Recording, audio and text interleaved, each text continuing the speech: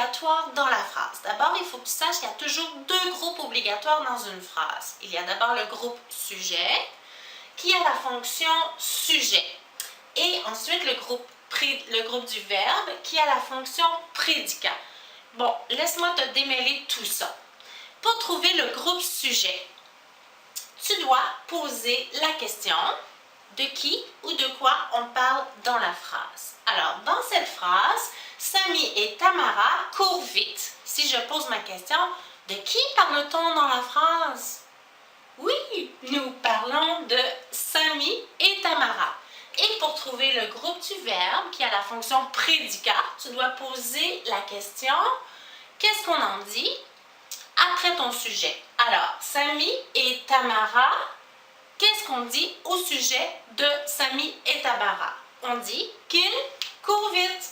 Alors, courent vite, c'est ton prédicat. Un truc pour trouver le sujet, tu dois encadrer par c'est qui ou ce sont qui. Par exemple, ici, Samy et Tamara, tu pourrais les encadrer par ce sont qui. Ce sont Samy et Tamara qui courent vite. Quand tu peux encadrer par ce sont et qui ou c'est et qui, c'est ton sujet. Pour trouver le prédicat, tu poses toujours ta question après le sujet. Qu'est-ce qu'on en dit? Par exemple ici, Madame Liette chante faux. De qui parle-t-on dans la phrase? Oui, nous parlons de Madame Liette. Donc, nous pouvons encadrer.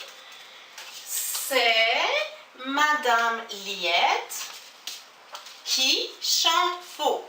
Tu as encadré Madame Liette par qui? Alors, il s'agit de ton sujet. Qu'est-ce qu'on dit au sujet de Madame Liette? On dit qu'elle chante faux. Alors, chante faux, c'est ton groupe du verbe prédicat. Ce que tu dois savoir, c'est que tu ne peux pas changer de place ces groupes-là dans la phrase. Par exemple, tu ne pourrais pas dire « cours vite, Samy et Tamara ». Ou tu ne pourrais pas dire « chante faux, Madame Liette ». Ce serait une phrase qui ne respecte pas la syntaxe habituelle.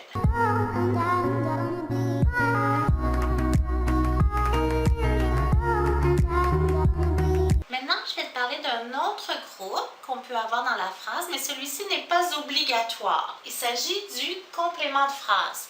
Le complément de phrase, il sert à donner de l'information ou à préciser ta phrase sur le temps, le lieu ou la manière.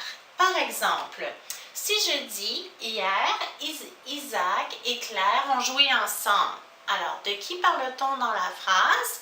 Isaac et Claire. Alors, Isaac et Claire correspondent au groupe sujet dont la fonction est sujet. Qu'est-ce qu'on en dit? Qu'est-ce qu'on dit au sujet d'Isaac et Claire? On nous dit qu'ils ont joué ensemble. Donc, ici, il s'agit du groupe du verbe dont la fonction est prédicat. Maintenant, hier, tu vois, hier nous donne une information supplémentaire au sujet de Isaac et Claire qui ont joué ensemble. Il nous donne une information sur le temps. Tu vois, hier, je pourrais complètement l'enlever et ma phrase serait aussi belle et complète. Regarde bien. Isaac et Claire ont joué ensemble. C'est une belle phrase complète. Hier, tu pourrais aussi le prendre en début de phrase et le mettre à la fin de la phrase et ta phrase serait aussi très intéressante. Isaac et Claire ont joué ensemble. Donc, le complément de phrase, tu peux soit l'enlever et ta phrase reste très sensée, elle a une bonne syntaxe, une bonne structure, ou tu peux même le déplacer. Isaac et Claire ont joué ensemble hier. Ici, on mettrait un point. Deuxième phrase. Siraj et Nicolas font rire les élèves. De qui parle-t-on dans la classe? Nous parlons de Siraj et Nicolas. Donc, Siraj et Nicolas seraient ici mon groupe sujet qui a la fonction sujet. Qu'est-ce qu'on dit au sujet de Siraj et Nicolas? On nous dit qu'ils font rire les élèves. Font rire les élèves, c'est notre groupe du verbe prédicat. Ici, en dansant, regarde bien ce qu'on peut faire. Est-ce que ma phrase serait complète si je disais Siraj et Nicolas font rire les élèves? Tout à fait correct comme phrase. Bien structurée et la syntaxe est bonne. Si je prends en dansant, tu vois, en dansant ici, et je le déplace en début de phrase, en dansant, Siraj et Nicolas font rire les élèves. Alors ici, tu vois, tu as un complément de phrase de manière, en dansant, Siraj et Nicolas font rire les élèves.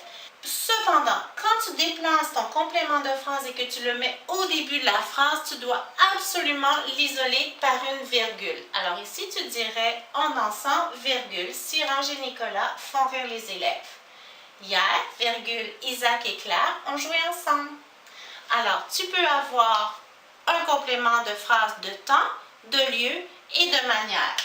Maintenant, tu peux aussi avoir un complément de phrase de temps, de lieu, de manière, tout ça dans la même phrase. Tu peux mettre autant de compléments de phrase que tu veux. Par exemple, ici, dans la rue, ce serait un complément de phrase de lieu. Par exemple, hier, Isaac et Claire ont joué ensemble dans la rue. Et je pourrais même rajouter, hier, Isaac et Claire ont joué ensemble dans la rue en dansant. Mais encore mieux, en dansant dans la rue. Et comme tu peux voir, j'aurais pu dire en dansant, Isaac et Claire ont joué ensemble dans la rue hier. À chaque fois que tu mets un complément de phrase dans le milieu d'une phrase, tu dois l'isoler par des virgules. Et voilà, c'était tout pour aujourd'hui. Alors sache qu'il y a deux groupes obligatoires dans une phrase, le groupe sujet, fonction sujet, le groupe du verbe, fonction prédicat, et le complément de phrase qui n'est pas obligatoire mais qui sert à embellir tes phrases et à préciser ta pensée, le complément de phrase de temps, de lieu et de manière. Alors bon travail pour cette semaine et on se revoit bientôt. Bye bye! Bonjour les élèves! Non, c'était pas assez. Bonjour les élèves. Ok. Là, il faut faire...